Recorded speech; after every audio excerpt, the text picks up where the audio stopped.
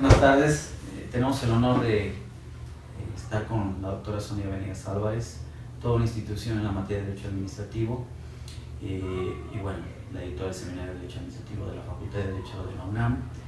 El día de hoy vamos a charlar con ella acerca de un tema de gran relevancia, que es el recurso administrativo de fondo, una figura de reciente creación en el Código Fiscal de la Federación a raíz de las reformas del año 2017.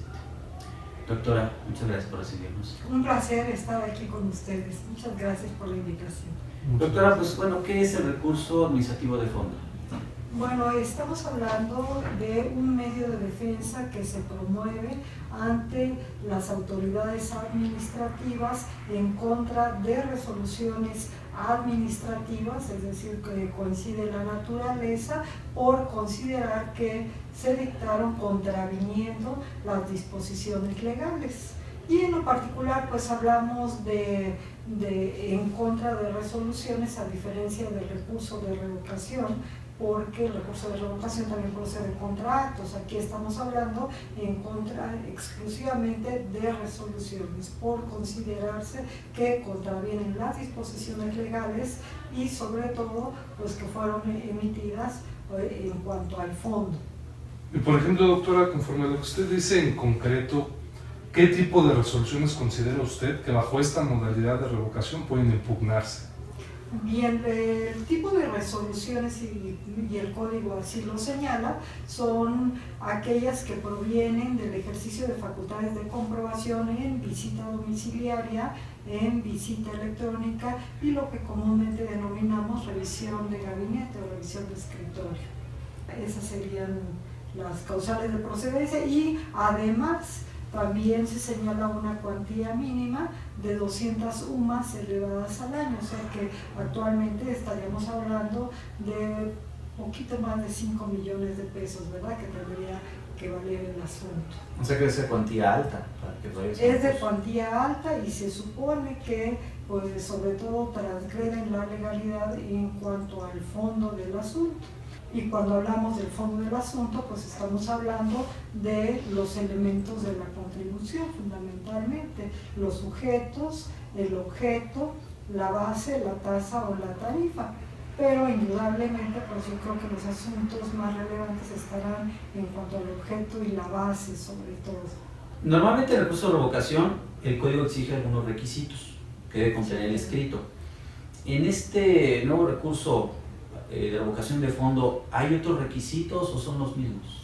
Se señalan requisitos adicionales, o sea, si bien se tienen que cumplir los mismos requisitos que en el recurso de revocación, que a su vez nos están remitiendo a pues requisitos de identificación del asunto y del contribuyente que está impugnando, que están en el artículo 18 del Código Fiscal, pero a su vez el código para este tipo de recurso nos solicita que se señale de forma expresa que se trata de un recurso de revocación exclusiva de fondo, que se señalen, literalmente lo dice de manera breve y concisa, agravios en cuanto al fondo, fundamentalmente eso sí, y que desde luego las pruebas vayan relacionadas en cuanto a estos agravios de fondo. Y por ejemplo, doctora, ahorita que se ha empezado a manejar la famosa oralidad dentro del derecho mexicano de diversas materias, ¿hay algunos rasgos de oralidad que usted considere en este recurso de resolución exclusiva?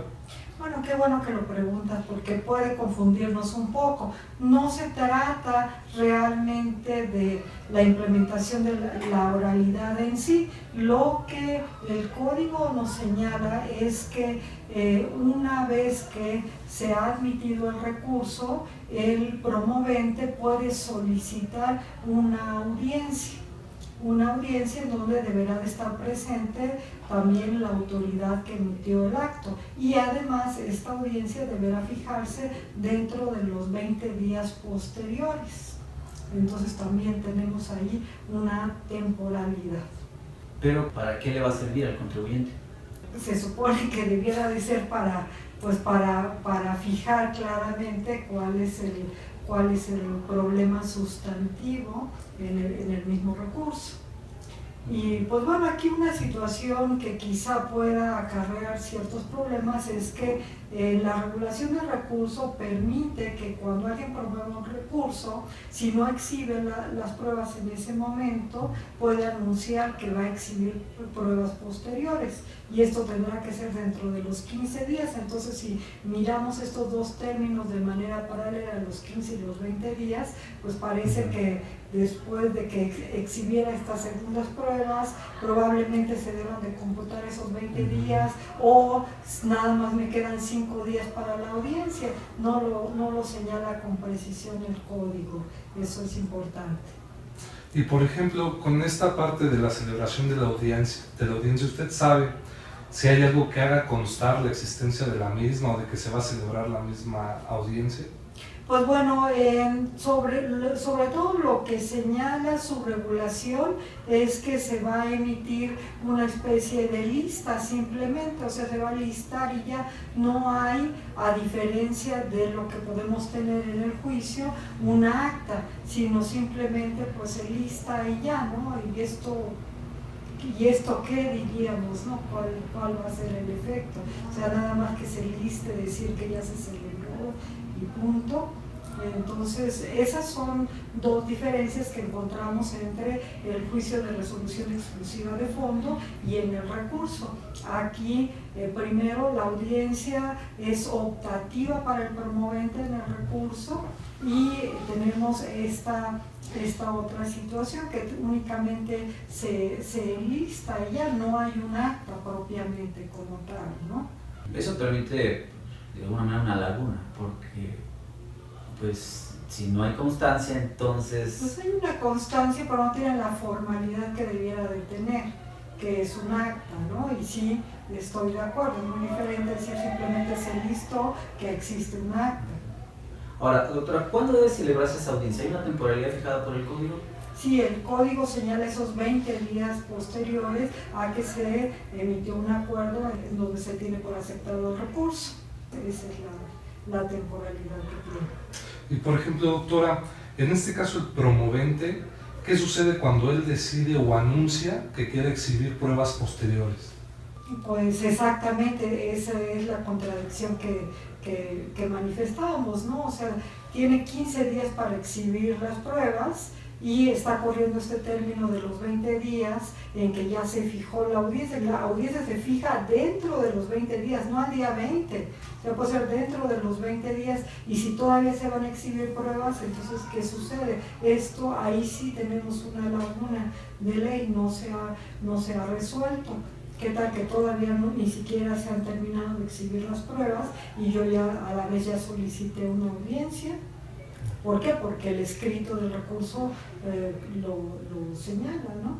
Entonces, de alguna manera hay como que recovecos en la figura. Sí, desde luego, desde luego. Y entonces, ¿cuáles serían las ventajas y desventajas que usted ve en este tipo de recurso?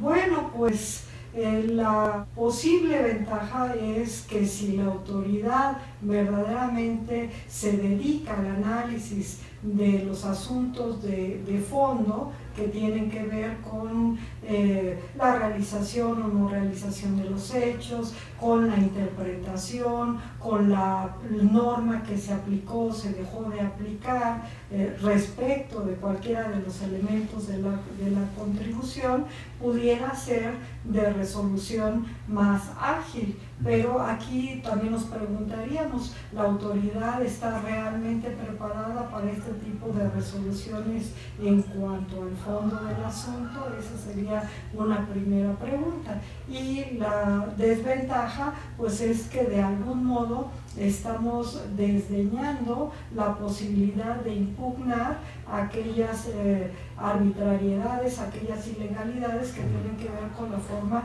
o con el procedimiento, siempre y cuando estos no hayan afectado directamente a cualquiera de los elementos de la contribución, porque de lo contrario sí sería procedente también el recurso de fondo, ¿no? Tiene pues esa posible ventaja que es un poco la razón de ser de este tipo de instrumentos, que sería la celeridad contra la desventaja de que pues está desaprovechando la oportunidad. Y por ejemplo, doctora, con todo lo que nos ha comentado, se nos viene una duda respecto a la regulación de este nuevo recurso en su modalidad exclusiva de fondo. ¿Se apega a lo que mandata nuestro artículo 17 constitucional?